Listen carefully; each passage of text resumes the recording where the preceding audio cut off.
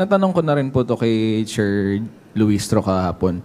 Do you agree dun sa sinasabi ni Congressman Zia Adjong, yung spokesperson po ng prosecution team, na mukhang wala pong ebidensya si VP Sara. Wala siyang depensang na mamount kasi yung strategy niya is towards dismissal.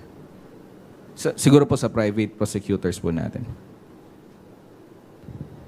I think yung tinong mo is evident sa sagot ng Vice President mismo.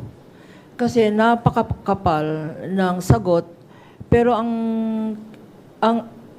nagpakapal nun ay annexes. Ano yung annexes? Annexes na hindi bago, annexes ng final niya sa Supreme Court, annex na final niya sa House Committee on Justice, puro annexes. Pag tinignan natin yung kanyang answer, wala namang allegation, wala namang statement kung ano yung ipipresenta nila. On all the articles, they did not state, they did not deny. General denials lang, pero hindi nila sinabi, deny namin to kasi ito ang ebidensya namin. Ganun dapat ang sagot sa answer.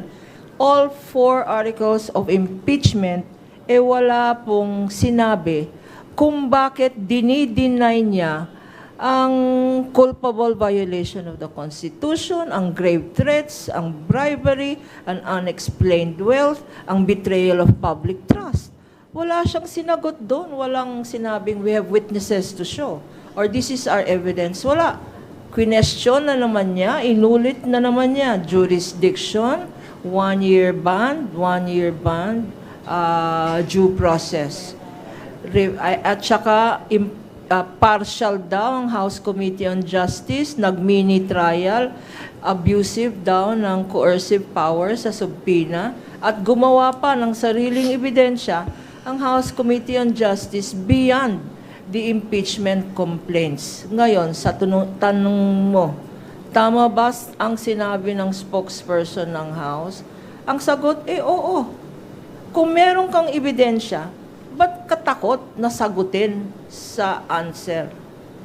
I would have thought that the Vice President was more courageous and more transparent since sinabi ng kanyang mga spokesperson at defense team na ready na sila.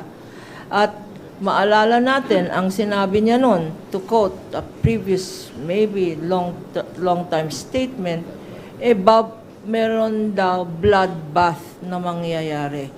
Saan ang bloodbath na yun? Nakikita ko, personally, bubble bath yan. Hindi bloodbath.